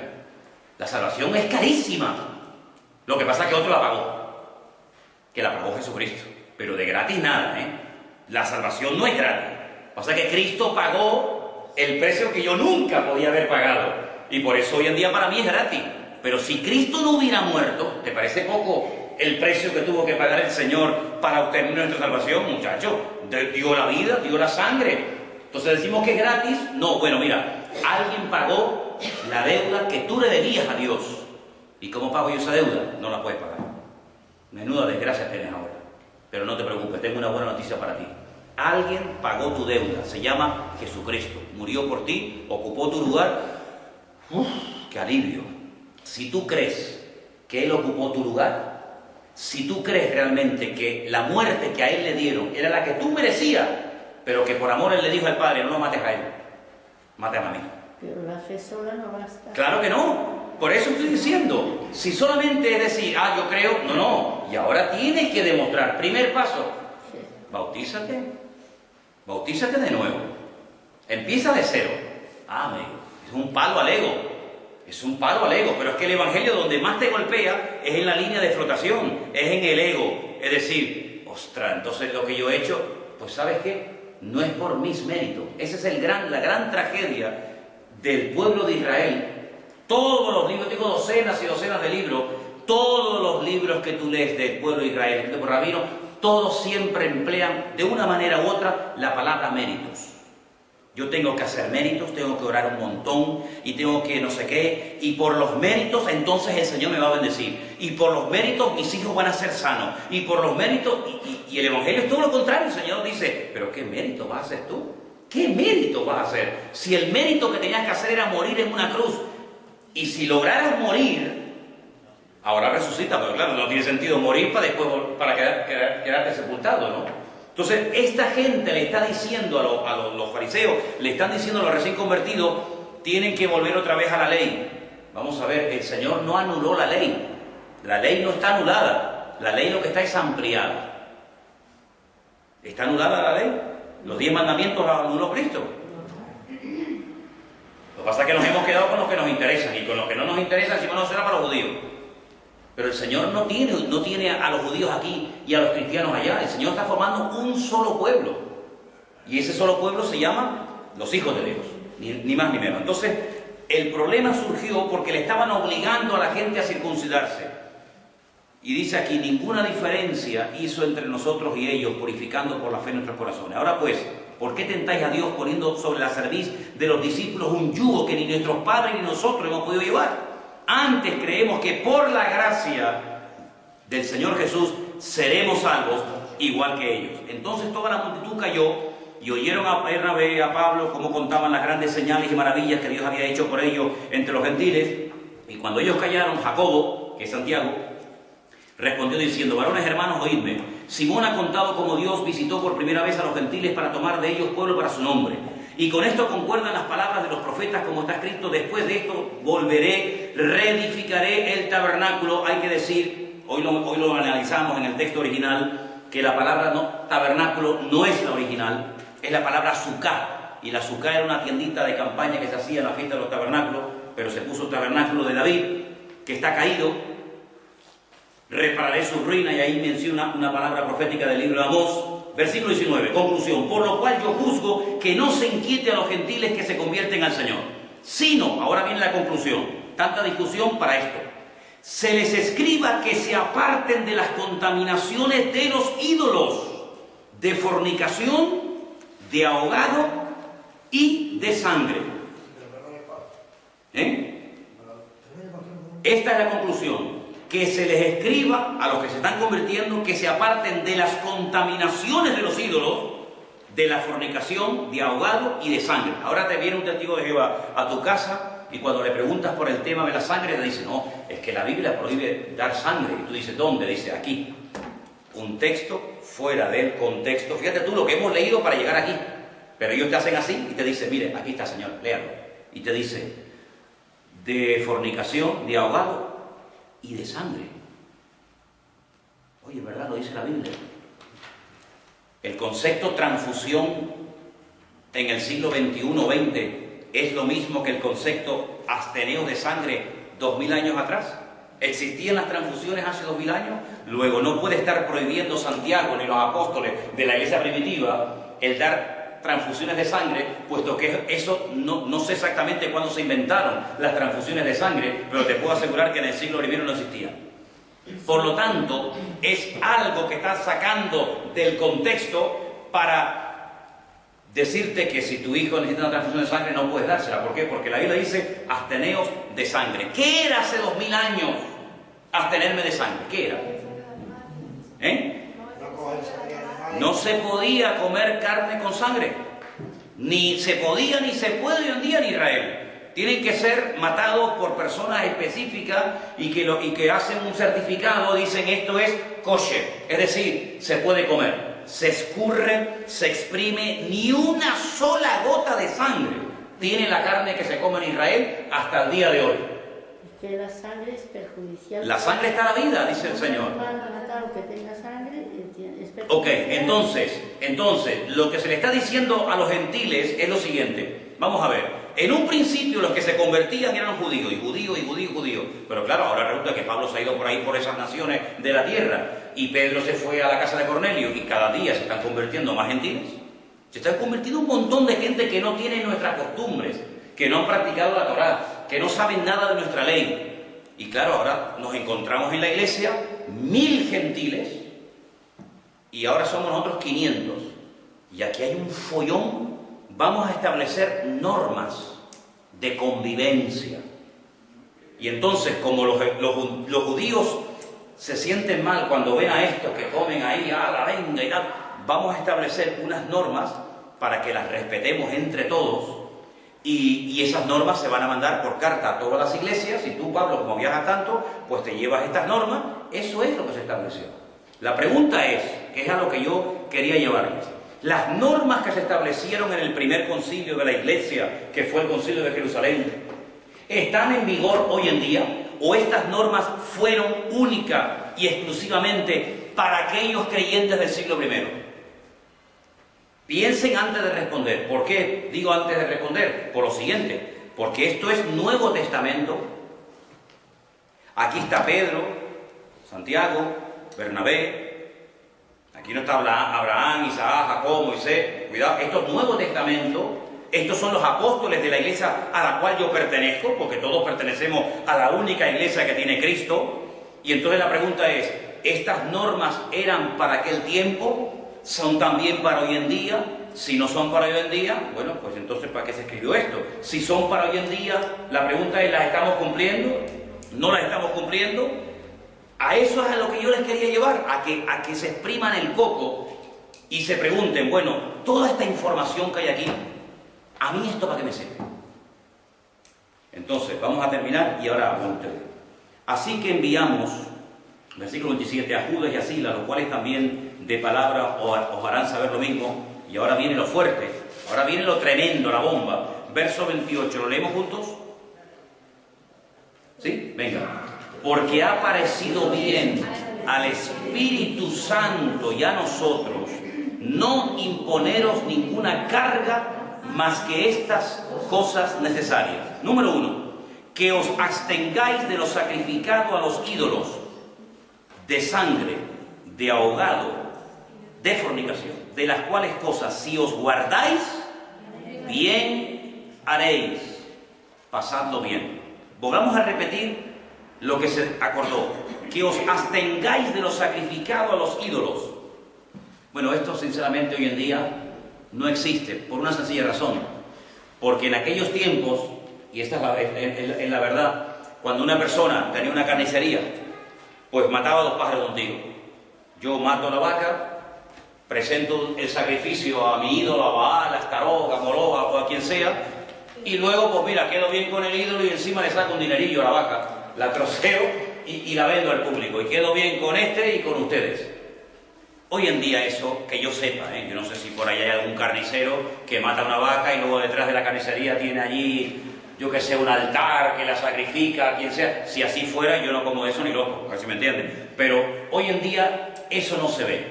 Por lo tanto, pero por ejemplo, de sangre, de ahogado y de fornicación, porque escuchen una cosa. Si yo cojo un metro de centímetros, esa es otra regla de oro de la hermenéutica. No sé cómo explicarla, pero yo lo voy a contar y después tú la pones con tus palabras. Si yo cojo un metro para medir esa pared hasta esta silla y cojo 1 metro de centímetro, yo no puedo decir, bueno, de aquí a aquí cuento en centímetros, de aquí a aquí en pulgadas, de aquí a aquí en yardas o lo que sea. Es decir, no puedo utilizar 4 varas de medir. Si mides en centímetros, centímetros. Y si mides en pulgadas, pulgadas. ¿Ok? El sistema métrico decimal nuestro es diferente al sistema métrico decimal de los americanos y de los ingleses.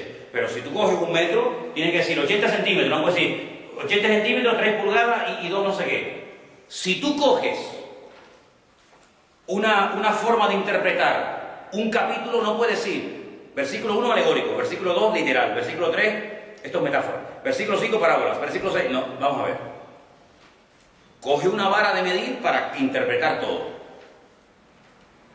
El absteneos de sacrificado a los ídolos hoy en día no tiene una aplicación porque hoy en día las carnicerías son otra historia y tal. Pero si decimos, ¿y de fornicación? ¿Nos tenemos que abstener hoy en día de fornicación o esto era para aquel tiempo?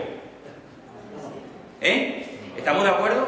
Entonces, si tengo que respetar el no caer en fornicación, tengo que respetar todo lo que dice el versículo. No puedo decir, miren el versículo 29, no, absteneos de sangre, eso no. De sangre, eso son cosas de antes. Ahogado, bueno, fornicación sí, porque oye, la fornicación es una cosa grave. Vamos a ver. Tú no puedes decir la fornicación sí y lo otro no. O todo o nada. Esa es una regla de interpretación de la Biblia. Entonces tú dices, Señor, pues entonces, pregunto. La morcilla, que está hecha con sangre, que a mí, vamos, no por nada, perdonen, pero a mí me encanta, ¿no? Sobre todo las de Burgos. Si yo, el versículo 29 son 5 cosas, digo no, con la fornicación por supuesto, ¿no? Si no, esto será un desmadre. Con esto estás de acuerdo, pero con esto no. O lo cogemos todo o no cogemos nada.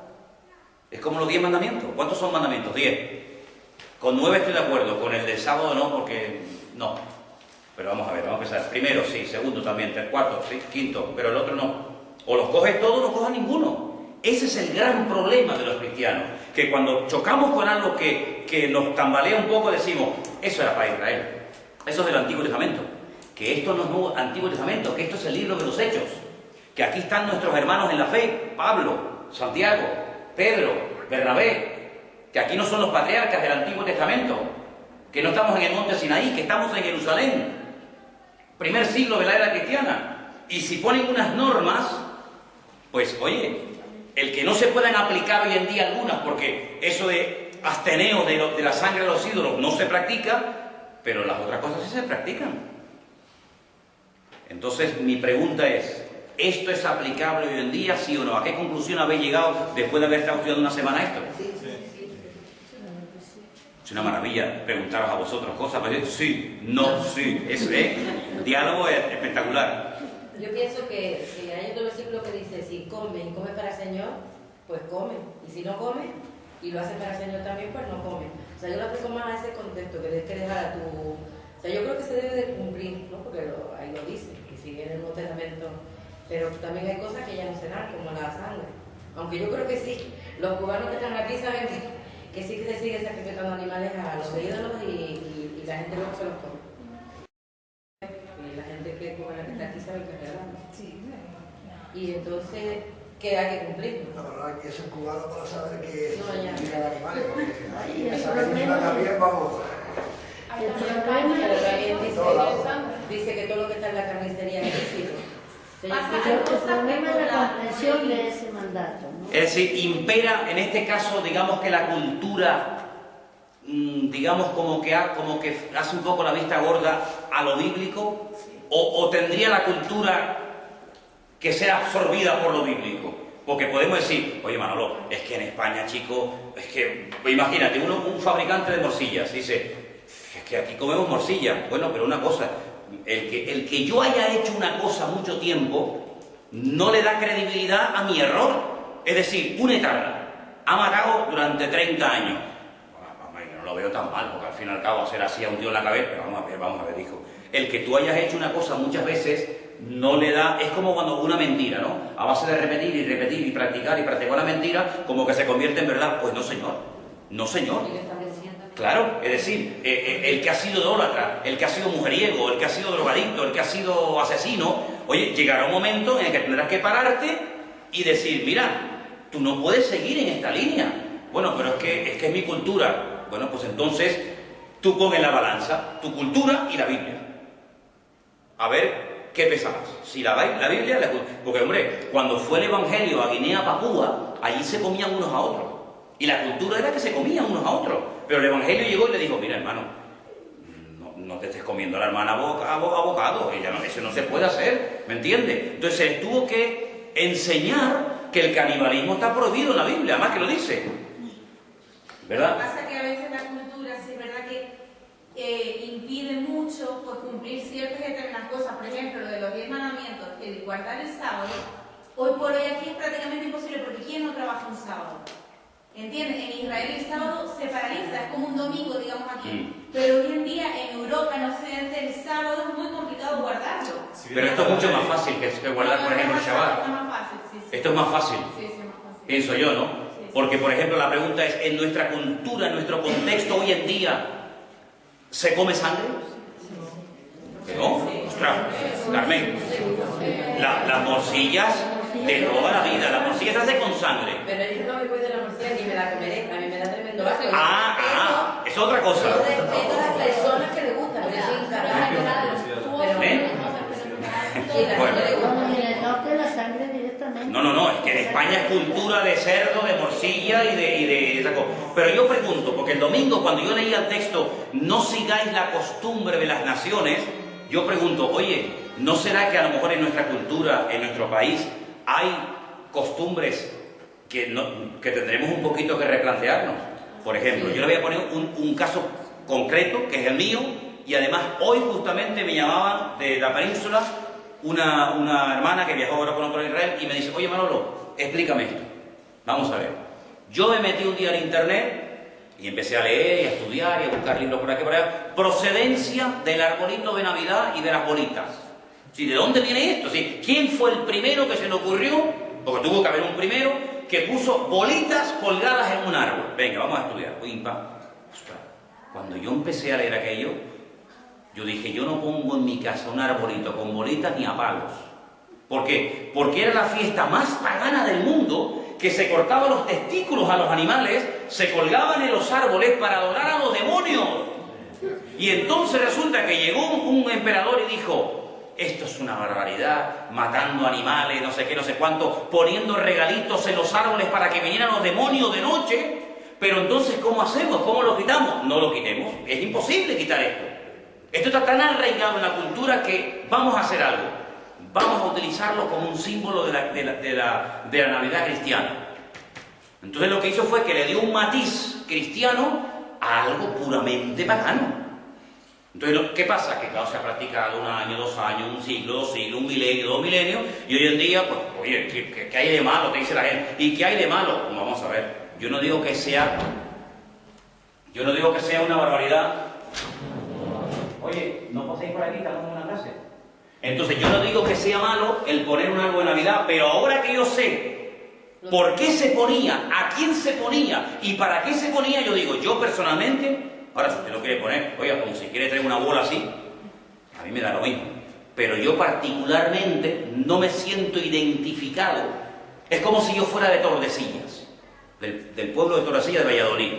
Yo sí soy de Tordesillas, aunque en mi pueblo de hace 1000 años hemos salido todos al campo a meterle puñaladas a un toro y a torturarlo, yo como cristiano ya no podría salir. ¿Por qué? Porque yo veo eso una auténtica barbaridad. Es que eso es muy difícil de quitarlo de la gente. Bueno, pues como yo no lo puedo quitar de la gente, me quito yo.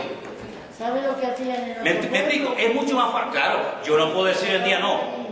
Es mucho más fácil quitarme yo que pretender quitar a mí, y cuando algún día alguien me diga, oye, ¿tú por qué no haces eso? Pues mira, aprovecharé la oportunidad. Yo entiendo que es muy difícil cumplir ciertas y determinadas cosas, pero a la luz de la palabra, a mí no me cuesta hoy en día abstenerme de fornicación. No me cuesta. Lo tengo clarísimo. Pues si no me cuesta abstenerme de una cosa, ¿por qué me cuesta abstenerme de la otra? Porque se ha enraizado en la cultura, porque se ha hecho parte de la cultura, y no hay nada más difícil que quitar que algo que forma parte de la cultura, de la tradición, de, oye, Pablo, esto lo hemos hecho de toda la vida. Sí, no lo discuto. Pero eso no le da credibilidad a tu error o a tu pecado. ¿Así de claro? Entonces, este capítulo, para mí, es muy importante, porque aquí se sentó una base para lo que sería la cristiandad siglos más tarde, ¿no? Y aquí lo que se discutía en un principio era si se circuncida o no a la gente. Pablo escribe una carta y dice, mira, ni la circuncisión vale o no vale, sino que aquí lo que vale es la nueva creación y la nueva criatura en Cristo Jesús, ¿verdad? Pero esto es mucho más. Esto es a lo que se acordó, y por eso yo creo que sería bueno que no solamente leyéramos la Biblia y vengamos a una clase de hermenéutica como esta, sino que yo me tengo que parar en un momento determinado y decir, oye, yo tengo cierta edad, yo he estado practicando, aceptando, creyendo o apoyando una serie de cosas durante años, chicos, y yo a la luz de la palabra seré un bicho raro, pero yo en conciencia no puedo entrar, no puedo seguir en ese juego en el que yo, sin querer, por ignorancia, estuve durante un montón de tiempo. Hoy me preguntaban por teléfono desde Ponferrada, provincia de León, y la Navidad, digo, mira, vamos a ver, sabemos todos a estas alturas que Jesús no nació en diciembre y que la Navidad es una fiesta pagana que se cristianizó, pues un poco como para que la gente dejara el paganismo, pero ¿sabes lo que pasa? Yo utilizo esta fecha como una plataforma para decirle al mundo lo que verdaderamente es la Navidad. Si todos los cristianos del mundo dejáramos de celebrar esta fiesta, ¿quién daría testimonio al mundo de que un día el Mesías vino a este mundo a morir por nosotros? Entonces yo digo, hermanos, Cristo no nació en la Navidad, nosotros no participamos ni del Papá Noel, ni del arbolito, ni estas barbaridades, ni este comercio, pero quiero aprovechar estos días, que la gente está más o menos así abierta, a decir que la Navidad es esto, esto, esto y esto, y la Navidad no es ni esto, ni esto, ni esto, ni esto. Es como la Semana Santa. Yo no participo directamente de la Semana Santa, pero a mí me da pie para explicar a cualquier persona, pues mira, pues Jesús un día vino aquí, murió y fue crucificado. ¿Me entiendes? Es utilizar la coyuntura para dar testimonio, pero no en sí la fiesta para yo involucrarme en ella. ¿Me entiendes? Bien, lo dejamos hoy por hoy. Mañana digo, la próxima semana yo les voy a dar distintos pasajes de la Biblia y ustedes van a tener que, yo les voy a dar una poesía, a otro una hipérbole, a otro una profecía, a otro lo que sea, y ustedes van a tener que sacarle el jugo al pasaje bíblico, ¿de acuerdo? Repasen los apuntes, lean los versículos que nos han leído hoy, y la próxima semana también le daré explicación de colores, números y animales, para que cuando lo vean en la Biblia sepan a qué se refiere. Caballos que cambian de color, dicen, mira, el caballo, ¿qué caballo es ese? Es un camaleón, que es un caballo, ¿no? Sí. Un momentito, por favor. Carmen. Aquí todo el mundo se queda con la duda si tú aún comes morcilla. Hombre, la verdad es que a mí me gustan, pero la verdad es que ya no puedo. Morcilla es una cosa. Sí, por favor, un segundito. Cuando en la Biblia dice ahogado, ¿quiere decir animales ahogados? Sí, o... los animales los matábamos, sí. Una cosa que a mí yo siempre he tenido esa duda. Cuando el Señor le dice, creo que fue a Pedro, mata y... Levántate, mata y come. Eso. Era una visión, Era una visión, no era algo literal. Vale. Interpretar una visión como algo literal, eso era una... Es decir, ¿qué quería decirle el Señor? Muy buena pregunta, ¿Qué quería decirle el Señor cuando le dice a Pedro, levántate, mata y come? Y él dice, es que yo nunca he hecho esto. Tú me estás diciendo a mí que vaya en contra de la ley que prohibía comer animal. Lo que lo estaba preparando era para el encuentro de los dos gentiles que venían para que fuera a casa de Cornelio a predicar. Pero era una visión. Pedro no se podía haber levantado físicamente de la azotea donde estaba para matar a un animal, sino simplemente era una visión a través de la cual el Señor estaba dando un mensaje. Pero no era algo literal, ¿vale? Y entonces, a ver, yo compro en cualquier supermercado cualquier carne y que sé yo si fue el hombre que... Dice la Biblia, en ese caso no preguntes nada, lo que te pongan delante cómelo. Pero si te dicen, lo dice la Biblia, pero si te dicen, mira, ¿sabes qué? Esto que te acabo de preparar, yo le acabo de presentar ahí a una santera, no sé qué. Ah, mira, perdona, yo esto no participo. Pero come sin preguntar nada. Si te está ahora dando una información, ahí queda tu conciencia. Pero al principio yo como. De ahí está la importancia de en el versículo cuando habla de ahogado, te manda Levítico y habla del tema de la desnudez de tu padre, de tu cuñado. No, pero eso no estaba correcta la cita. Ahogado era que ahogaban a los animales, los ahogaban. Por eso te pregunto, porque como te desvía a este capítulo.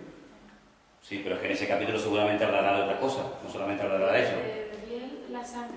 Los judíos, cuando matan al animal, le dan la vuelta. Generalmente el animal está de cuatro patas y lo degollan así por abajo. El judío le da la vuelta y le corta el cuello de una forma que el animal se queda sin una sola gota de sangre en el cuerpo. Pero los gentiles utilizaban otras formas incluso hasta la misma tortura, los ahogaban y todo eso, y el Señor dice, porque eso eran prácticas paganas. Detrás de estas cosas que estamos leyendo, son prácticas paganas, y lo que la Biblia sí nos dice a todos, y eso sí que tenemos que estar de acuerdo todos, es que no debemos de participar de prácticas paganas. Hay cosas en nuestro país, como en todos los países del mundo, que son normales. Sí, son normales, son cosas que forman parte de la idiosincrasia de los pueblos. Bueno, normales para ustedes, pero es que yo ya me he salido del sistema. ¿Vale? Yo ya me he salido del sistema. Y perdona te lo diga, yo no puedo hoy en día participar de coger una vaca y cogerla y tirarla del campanario abajo, como se hace en la provincia de Teruel, que se cogen vacas y las estrellan contra el suelo. Es imposible. Claro, hombre. Entonces, en el pueblo donde yo estaba... Tú eres de Burgos, ¿no? Por la parte de León. Ajá. Estuve yo viviendo allí bastante tiempo y en las corridas de toros corrían el toro, que era un animal muy bien criado y muy hermoso, sí, cuando estaba vivo. Sí. Pero luego lo corrían, le mataban como le mataban y después vendían esa carne, claro, más barata, y decía la gente, claro, esa carne es muy buena. Esa carne es de un animal muy bueno, pero esa carne tenía veneno de lo que le habían hecho sufrir. Claro, por ejemplo, del agua del que le han matado mal. Claro, hoy en día, por ejemplo, una corrida de toros, la gente, yo me crié en ese ambiente, que mi padre fue torero, entonces yo lo conozco perfectamente, desde la A hasta la Z. Y yo os digo que, por ejemplo, no hay un ritual con una connotación más espiritual que una corrida de toros.